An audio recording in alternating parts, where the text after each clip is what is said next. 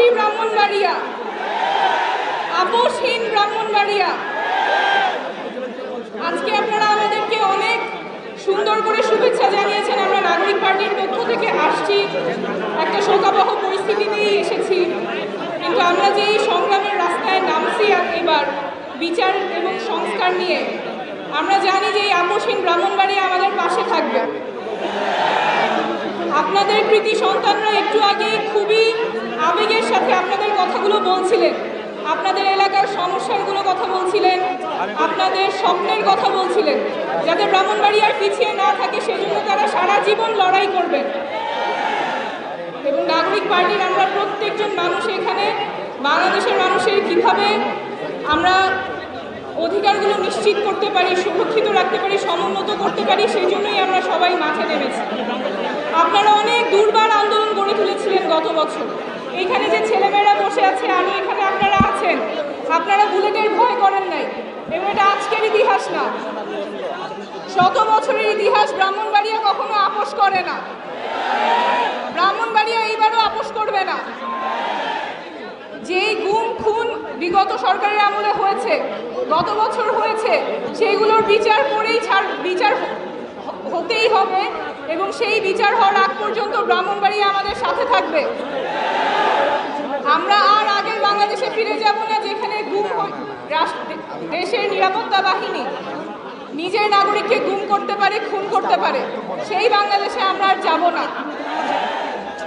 এবং আমরা আজকে যেই পরিবেশে আজকে কথা বলছি, খুবই মর্মান্তিক একটা ঘটনা আমাদের দেশে ঘটে গেছে, যেখানে ছোট ছোট স্কুলের বাচ্চারা ক্লাসে পড়ছিল, সেই অবস্থায় তাদের উপরে প্লেন বিধ্বস্ত হয়ে,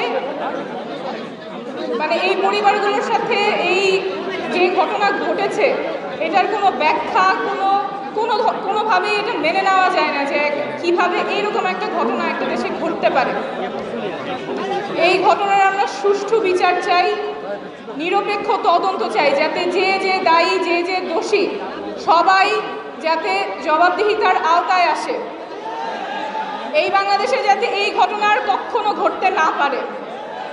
সেই সাথে আরেকটা কথা আমাদের বলা প্রয়োজন, আমাদের দেশে অনেক দুর্যোগ হয়, অনেক ধরনের জরুরি পরিস্থিতি তৈরি হয়, কিন্তু সেই জরুরি পরিস্থিতি কিভাবে মোকাবেলা করা হবে, কিভাবে সামাল দেওয়া হবে, সেইটার জন্য কোনো ব্যবস্থা এখন পর্যন্ত 53 বছর পরে স্বাধীন বাংলাদেশে তৈরি হয় নাই।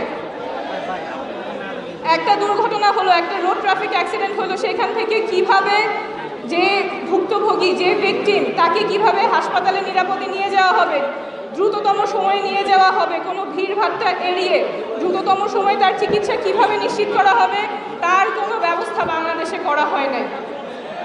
এই গত কয়েকদিন আগের যে ঘটনা, সেখানে আপনারাই দেখেছেন ছোট ছোট বাচ্চারা হেঁটে বেড়াচ্ছে, ওরা জানে না সিএনজি দিয়ে যাবে না রিক্সা দিয়ে যাবে, কিভাবে হাসপাতালে পৌঁছাবে। হাসপাতালে পৌঁছাতে দেরি হচ্ছে কারণ অনেক মানুষের ভিড়, কিন্তু সেই ভিড় ঠেকানোর ক্ষমতা তো রাষ্ট্রের বাহিনীগুলোর থাকা উচিত, আমাদের তো ব্যবস্থা থাকা উচিত। যে কোনো জরুরি ব্যবস্থায় কিভাবে একটা জায়গা সিল করে দিয়ে সেখান থেকে উদ্ধার কাজ চলবে, উদ্ধার কাজের সাথে যত ক্ষয়ক্ষতি কমানো যায়, সেই ব্যবস্থা এখনও কেন আমাদের বাংলাদেশে নাই?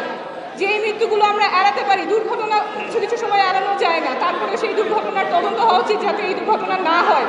কিন্তু দুর্ঘটনা হয়ে যাওয়ার পরে যেই প্রাণগুলো বাঁচানো যায়, যেই ডিসেবিলিটিগুলো কমানো যায়, সেইগুলির ব্যবস্থা কেন স্বাধীন বাংলাদেশে থাকবে না? চিকিৎসার জন্য কেন হাসপাতাল পর্যন্ত অপেক্ষা করতে হবে? যখন দুর্ঘটনা হয় সেখানেই মেডিকেল টিম থাকার কথা, সেখান থেকেই চিকিৎসা শুরু হবে। জীবন বাঁচানো চিকিৎসা শুরু করার জন্য তো ঘন্টার পর ঘন্টা অপেক্ষা করার কথা না। চিকিৎসা বিজ্ঞান আগায় গেছে, কিন্তু মানুষের কল্যাণের জন্য সেই ব্যবস্থা আর আগায় নাই। রন্ধ্রে রন্ধ্রে দুর্নীতি, কারো কোনো মানুষের জীবনের প্রতি কোনো মায়া নাই, কোনো খেয়াল নাই, শুধু নিজেদের স্বার্থ কিভাবে উদ্ধার করা যায়। এই বাংলাদেশে আমরা আর ফেরত যাব না। আমাদের অবশ্যই এমন ব্যবস্থা নিশ্চিত করতে হবে যেখানে মানুষের জীবনের মূল্য থাকে। যে কোনো সময় আমরা আগুনে পুড়ে মরে যাবেন, রাস্তায় যাবেন, আপনি অ্যাক্সিডেন্টে মারা যাবেন, মাথার উপর ওভারব্রিজ পড়ে মারা যাবে, বন্যায় মানুষ মারা যাবে, এইগুলোর প্রতিহত করার কোনো ব্যবস্থা কেন থাকবে না? কার্যকরী ব্যবস্থা এই বাংলাদেশে আমাদের হতেই হবে।